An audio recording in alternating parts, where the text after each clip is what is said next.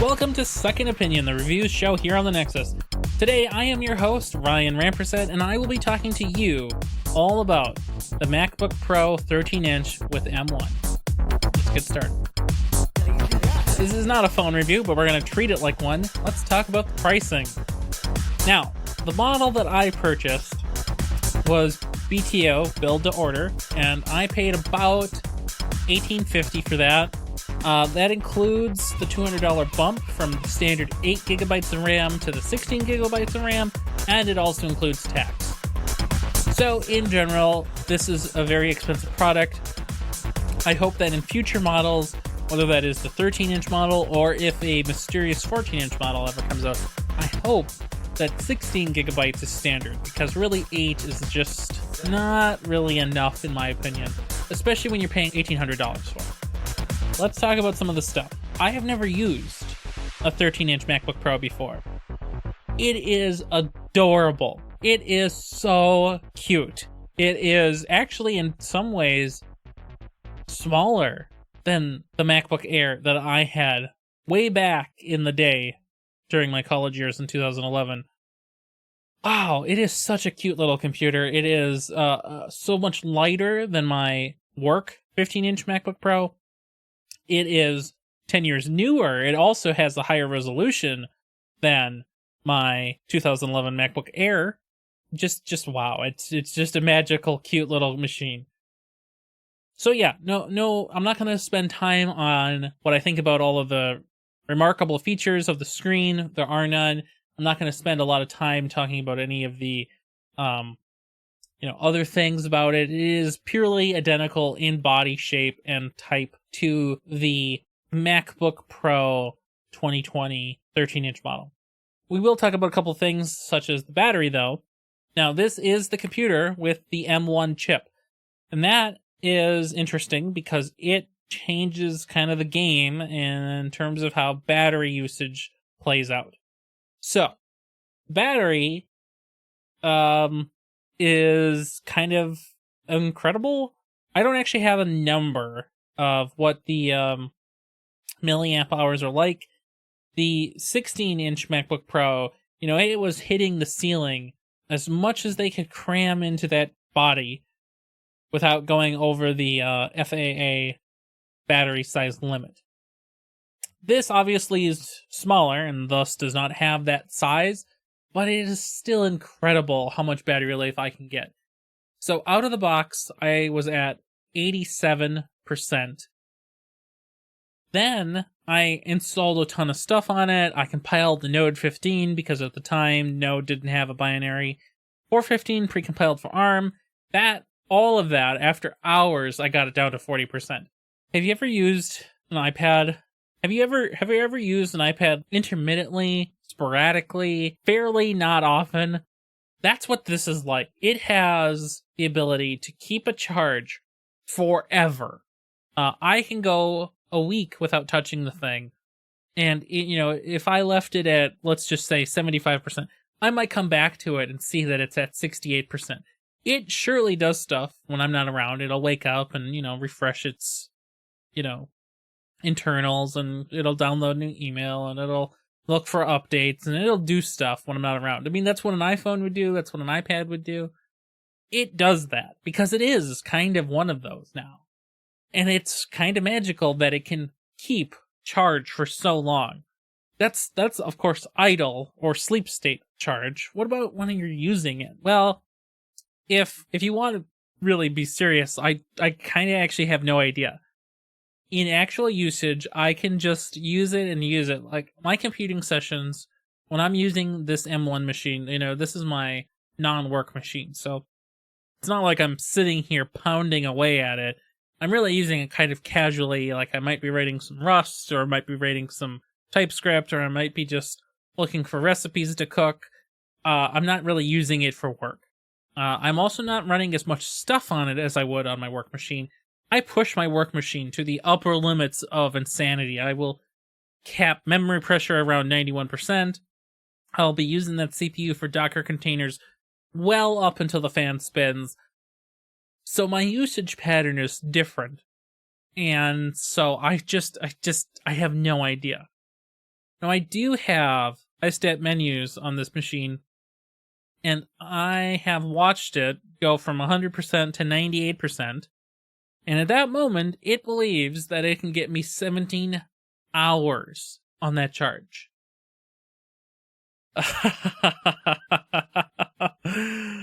Oh, it's magical. It's purely unbelievable how much capability the chip has combined with the battery size that's in there.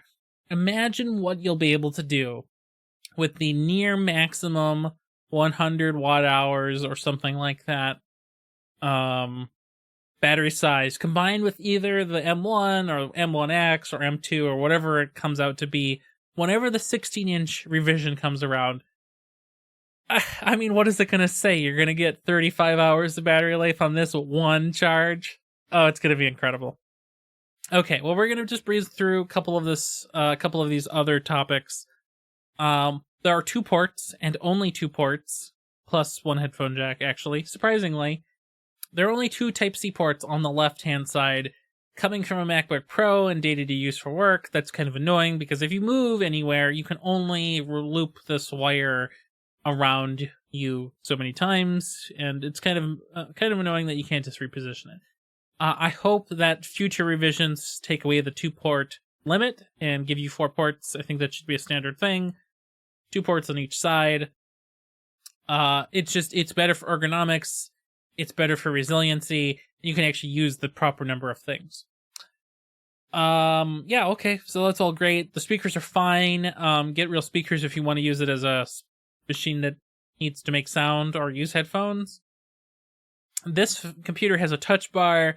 A minor contrast between this and my MacBook Pro for work is the touch bar has a separate escape key, a real escape key on this machine, whereas the work one doesn't, because it is a 15-inch model from 2017.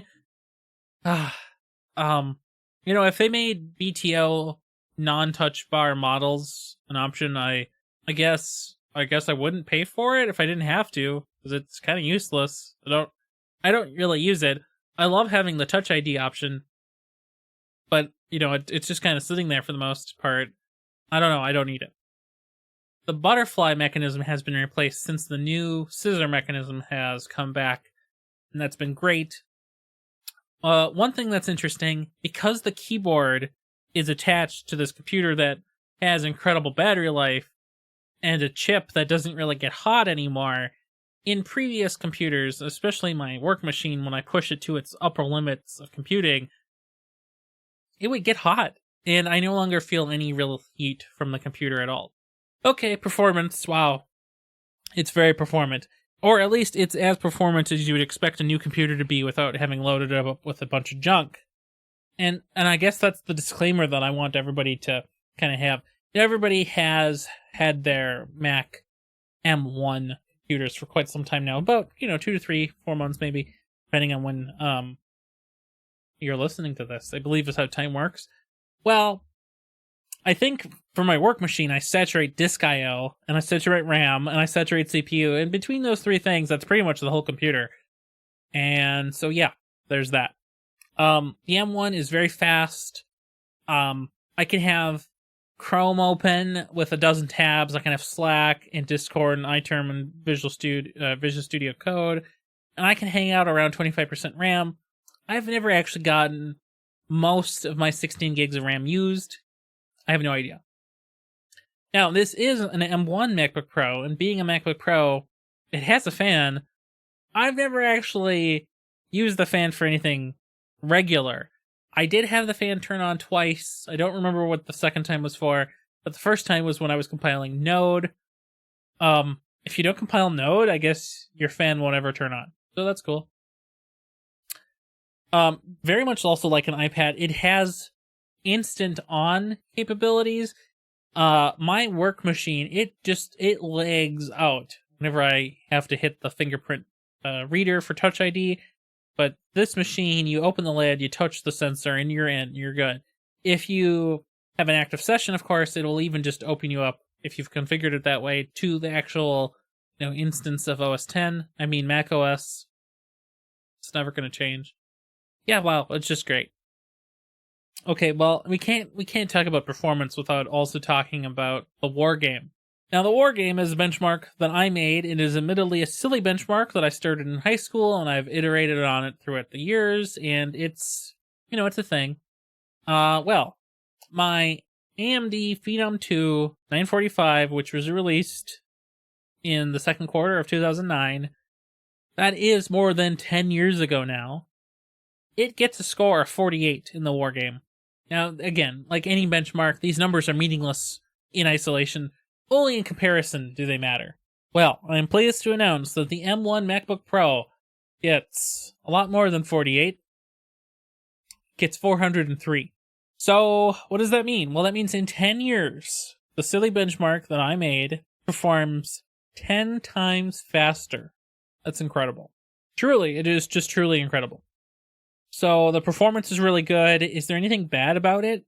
Well, and again, as I open this section, if you don't use it like a regular computer, if you don't punish it, of course it's going to say that it's faster. Of course. But if you do treat it like a real computer, and I think this is inevitable, it will slow down like a real computer. It is very fast, but it's also as fast as I would expect a computer that's new to be. So yeah, cool. Let's talk about software very briefly in terms of Big Sur. I like how it looks. I like the new Finder scan. The system preferences panel is crazy looking to me still. And everything else, aesthetic changes aside, are fine. I have nothing to note, nothing to nitpick, because it's fine. I actually kind of like it better in some ways because it's a little flatter and like a little less leopardy. It deviates from the leopard aesthetic quite heavily now.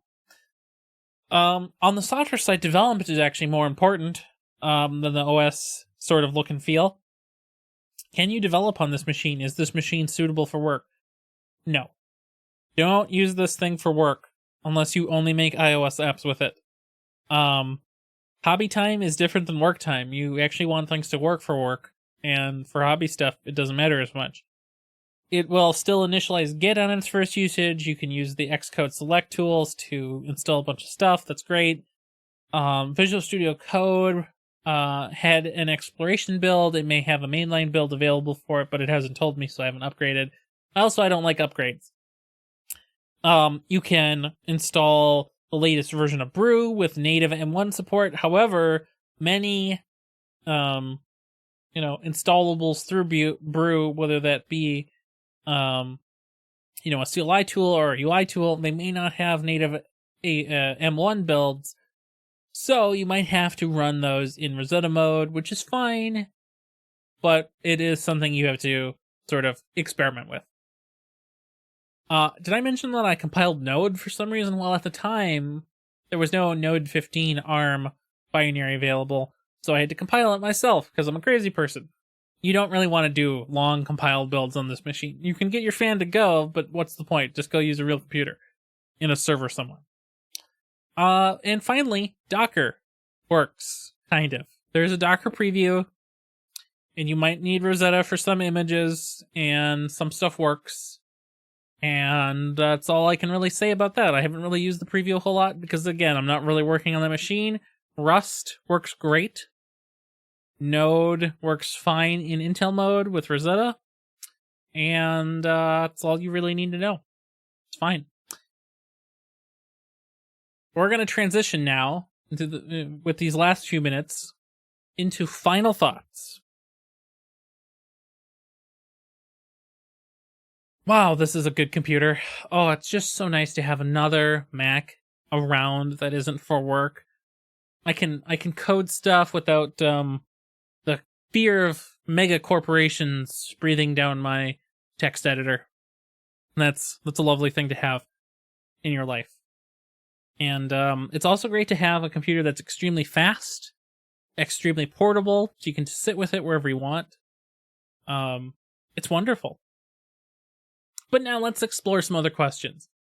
Can you work on it? If you wanted to push your computing device to the upper limits of computing capabilities, does this do that?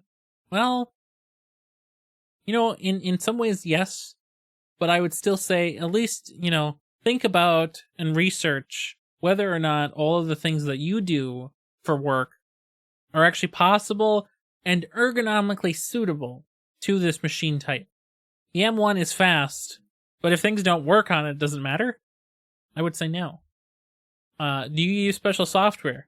Are you using software that has plugins that were written 20 years ago that haven't been upgraded yet? Do you need Windows? Do you need to run Linux somehow? If you answered yes to any of those questions, really search for issues beforehand. Other people by now have probably run into whatever you're about to experience, so go find out for yourself. Oh boy. The 16-inch MacBook Pro could totally decimate this thing in performance and battery capability. So think about that. If you needed to buy a computer today for work, could you wait until, fall for the 16-inch MacBook Pro instead?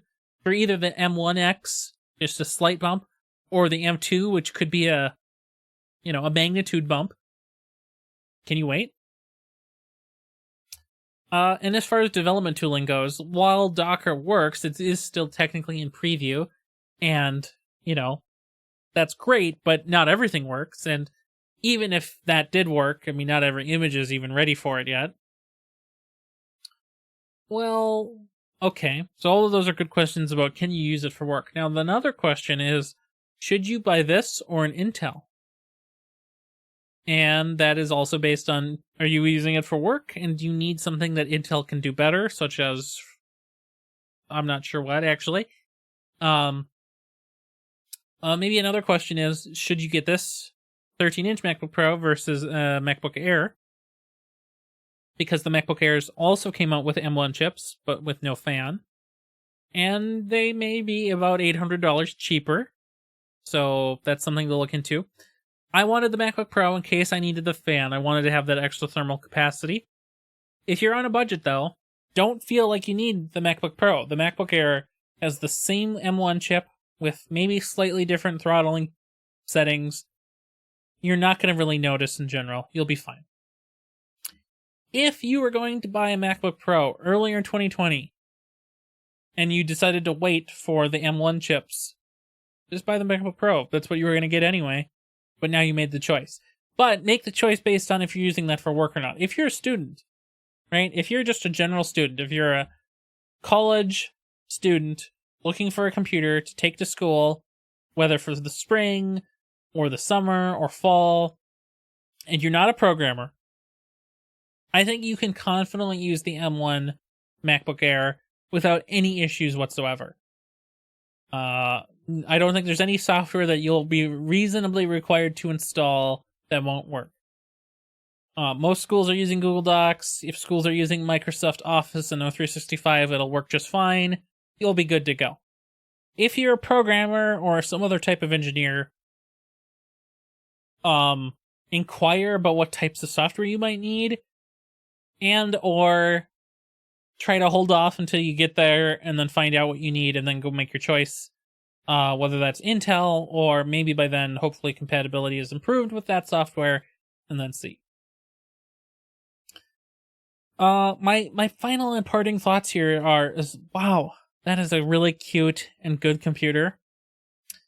I still think, and I will still say this, and this is really weird to say because everybody gushes and oozes over how good this chip is in this machine. But consider this. Apple has been putting high quality in-name chips from Intel into their, MacBook Pro 13 inches and 16 inches for many years now. But if you looked at the performance of those same chips on Windows in different machines from other OEM vendors, the performance might have been different there because of thermal capacity and other hardware-based decisions. I can't necessarily shake the feeling that the computer is as fast as it is, because I haven't loaded it with a bunch of garbage yet, but also because it truly is more performant. Whereas, if Apple had accommodated the the thermal performance and the power requirements and so on and so forth. For the Intel chips that came before this, the same performance could have also been available potentially. Now, I am not a professional spec reviewer when it comes to these CPU components, but I can't help shake that feeling because I have had other computers that outperform every Mac I've ever had that, of course, all run Windows, unfortunately, and they're all desktops, unfortunately, but they're still faster in many ways. What makes them faster? Well, they had a real CPU in it, a desktop part, with real cooling capabilities, and a real graphics card, and a real motherboard. But what if you didn't want all of that? What if you wanted a cute little computer on your desk as a Mac Mini, or if you wanted a really portable MacBook Air, or if you wanted a professional, capable, and still small MacBook Pro? Well, this is what that will get you, but I still can't shake the feeling that there's still something funny about how all that came to be. Now, despite all of that, the other thing to consider is, and there's no reason to believe that this is going to be the case, but consider, what if the M2 comes out and it's only 5% better than the M1? So we had this leap in performance over year in between Intel and M1. But what if the next leap isn't quite so substantial? What if truly, AMD and Intel can catch up again? Well, wouldn't that be interesting? I don't know yet. I mean, we only have one data point to say that this is going to happen or not happen.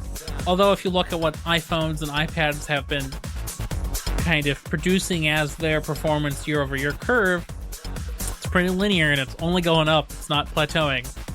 So, I don't know. Something to think about. Again, final thoughts. It's a great computer. Probably don't need this one. Go get a MacBook Air instead. And make sure that you do your research if you're going to use it for anything that needs to be, in quotes, work-related. That is all we have for the 13-inch MacBook Pro with M1 review. Thank you for listening, and have a good one.